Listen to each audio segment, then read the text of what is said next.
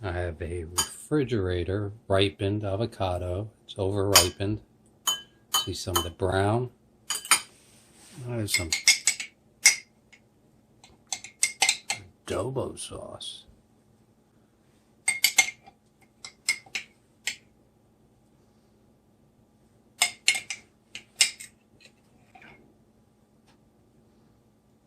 A little more.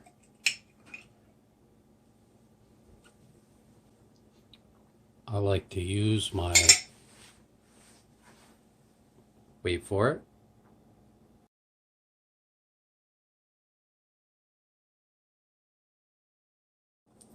chunky adobo sauce guacamole. I just use time-lapsed videography.